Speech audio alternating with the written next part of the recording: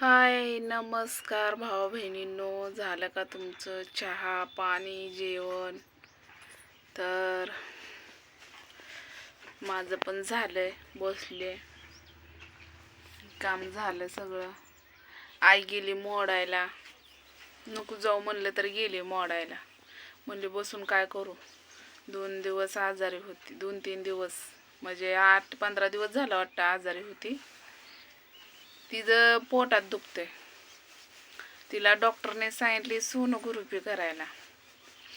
तिला म्हणलं आता सोनोग्राफी करायचं म्हणलं तर तोंडची बात नाही, बरोबर आहे का नाही.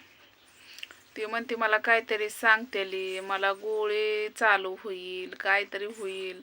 आता इथं आमच्या इथं बघत बघत एका बाईला काल अटॅक आला, 2 संगच.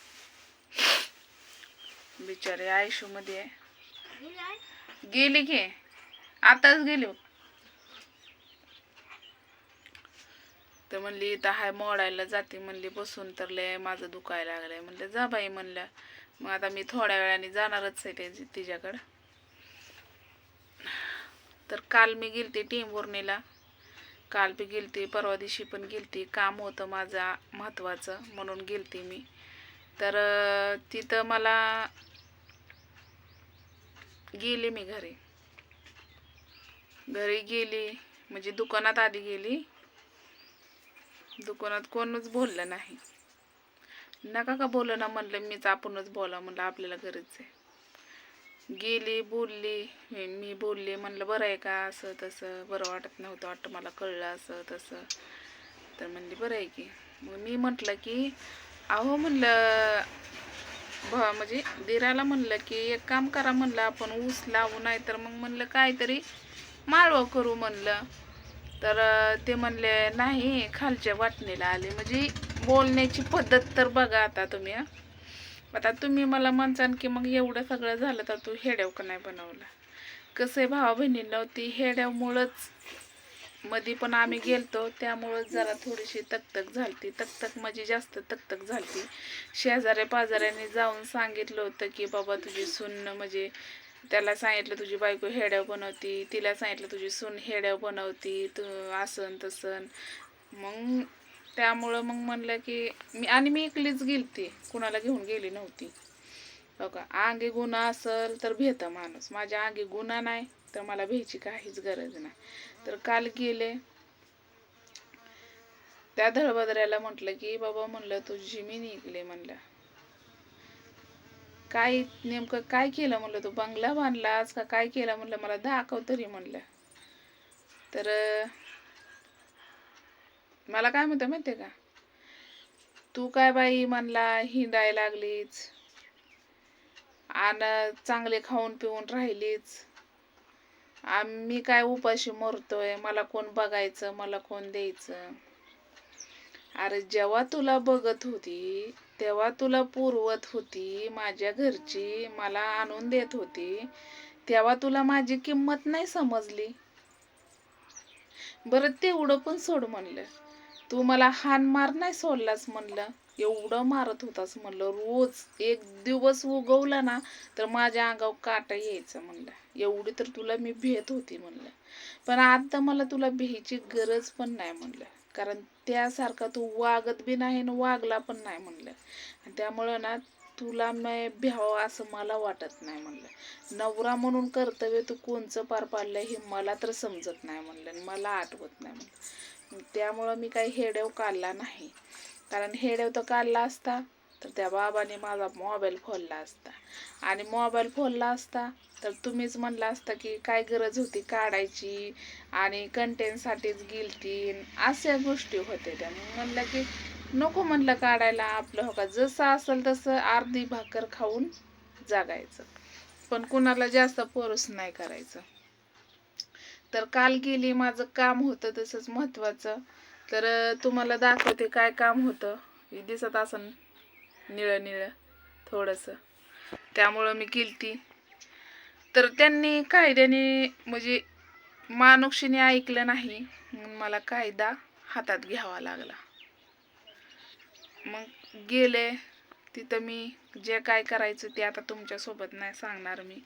म्हणजे तुम्हाला नाही सांगणार, फक्त मी थोडंसं कोड्यात सांगते की जे मला करायचं होतं मी त्यांना गुढीत मागितलं, त्यांनी काही दिलं नाही.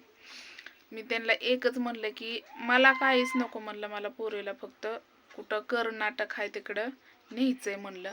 तिकडं लेकरं अशी लयच नीट झाले ते असं मला कळलंय म्हणलं. कळलंय म्हणजे लय म्हणते ती माणसं म्हणलं, कुणी पण बानूला बघून म्हणते ती की तिथं नीट होईन तिथं नीट होईन.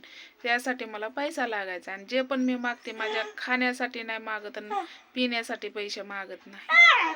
अगं बानू कसली हसती बघायला, तुम्हाला दाखवू का? हो का, बघितलं तर बानूला माझी एवढीच अपेक्षा आहे, माझं काहीच नाही. हो का, मागून खाल्लं तरी चालेल. आता तुम्ही काही लोक भरपूर अशी नावं ठेवते ती, काल मी हेडव बनवला, आज पण टाकला, काल पण टाकला. पण काही जणांचं म्हणणं आहे की कशाला तुम्ही वाईट बोलता तिला, तिची ती बिचारी करून खाती. काही जण असं म्हणतात काय काय करू काय, हो का, ग बसलं म्हणते तिच्या अंगी चुकी आहे आणि बोललं म्हणते तिच्या अंगी चुकी आहे. माणसाने वागावं तर कसं वागावं तुम्ही सांगा मला, माझं काही चुकतंय का? हो का, जे पण आहे हो का, माणूस तोंडातनं खोटं बोलत असेल पण चेहऱ्याहून कधीच माणूस खोटं बोलणार आणि खरं बोलणार लगेच ओळखू येतं, हे तुम्ही ओळखू शकता. अहो का, जे पण माझी परिस्थिती आहे मी तुमच्यासोबत शेअर केली, मांडली. पण जे पण मी केलं ते कायद्याने करणार आहे आणि केलेलं आहे. आणि बघू आता, मिळालं तर मिळालं. बानू किती आरडायला लागली, बडबड करू नको म्हणते, बाहेर जा म्हणते मला. तर जे पण करणार आहे ते लेकरासाठी करणार आहे, कारण मला माझी अन्वी स्वतःच्या पायावर उभा करायची तुम्हाला पण माहिती आहे. आणि राहिला प्रश्न घर बांधायचा, तर घर पण मी बांधणारच आहे. म्हणजे छोटं का व्हायना आपलं 10 बाय 10ची रूम बांधायची. पण जरी अजून इथं काहीतरी भांडण येईन, काहीतरी होईल, त्यामुळं मी बांधायचं कॅन्सल केलं मध्येच.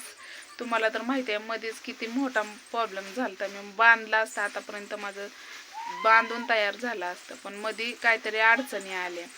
मग तसंच अजून अडचणी येऊ नये म्हणून त्यामुळं का नाही मी इथं रूम बांधणार नाही.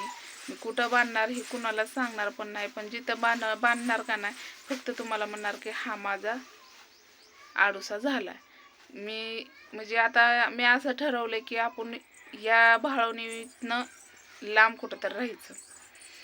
जोपर्यंत आईबाप आहेत तोपर्यंत त्यांच्यासोबत राहायचं. जोपर्यंत आईबाप काय झाले ना, कुत्रं सुद्धा हाड खायचं नाही. म्हणून त्यामुळं का नाही मी माझं लेकरं आणि मी लांब जाणार आहे निघून. लांब निघून जाणार म्हणलं तरी का नाही तर मी कुठंतरी छोटीशी जागा घेऊन तिथं मी खोली बांधणार आहे. आणि हो का, कोणी नावं ठेवते, एका बाईला नावं भरपूर ठेवते ती, मला घंटा फरक पडत नाही. कसं आहे माहिती आहे का, ज्या बाईनं दुःखच जलमपर्यंत पाहिलेलं आहे, कष्टच करत आलेली आहे, त्या बाईला लाज नसती. बरोबर आहे का नाही? मग तसंच माझं जे पण आहे ते तुमच्यासोबत शेअर आणि तुम्हाला दिसणारच आहे.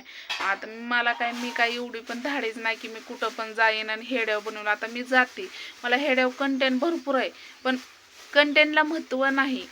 कुठं पण बनवा, माणसांना फक्त घरात हेड्याव केलेलाच आवडतो. हां, बाहेरचं पण आवडत असेल, बाहेरचं नजर हे ते, पण हो का, जायचं ना असं मोबाईल काढायचं आणि हिंडवायचं ना असं असं करायचं. आणि ज्याला आवडत नाही त्याला त्यांनी म्हणायचं ए मला घेऊ नको, मला घेऊ नको. मग त्यामुळं कशाला आपण उगाच त्यांना परेशान करायचं. त्यामुळं माझं जे आहे ते तुम्हाला मी घरात बसल्याहूनच हेड्याव दिसणार. हा, बाय चान्स कधी तर मला हे सुद्धा माझा माहीत नव्हतं की माझे बड्डे कधी असतो. पण त्या दिवशी मला एका दादानी सांगितलं की तुझा बड्डे कधी असतो. तर माझा बड्डे झाला गेल्या महिन्यात, एक तारखेलाच असतो वाटतं. एप्रिल कालच्या महिन्यात तरी असतो. म्हणजे गेल्या महिन्यात गेला वाटतं माझा बड्डे असं म्हणल्या. म्हणजे काल बहिणीचं पोरगं पण म्हणत होतं माव तुझा बड्डे झाला की का गेल्या महिन्यात. कोणत्या महिन्यात नाव घेतलं कोणा, जानेवारीमध्ये. हां, जानेवारीमध्ये 1 तारीख, पहिले 1 तारखेला असते जानेवारीमध्ये माझा बड्डे असतो. हां, ती बहिणीचं पोरग बी म्हणलं मावं तुझं, म्हणजे काल आधार कार्ड दाखवलं ना की ते, तेव्हा म्हणला मावं तुझा बर्थडे जानेवारी मध्ये 1 तारखेला असतो. तर मग तेव्हा मला आनंद झाला की हो बाबा आपली बर्थडे तारीख आता नेहमी म्हातारी झाली, आता मला कळलंय. कारण मी कधी बर्थडे बी नाही मनवला. हा लेकरांचा करते बाई, पण माझा कधी मी करत नाही. तर चला, लय झालं बोलणं, लय झालं हे. कसं आहे, जे पण आहे ते बोलायचं, हे करायचं. तर बाय सगळ्यांना.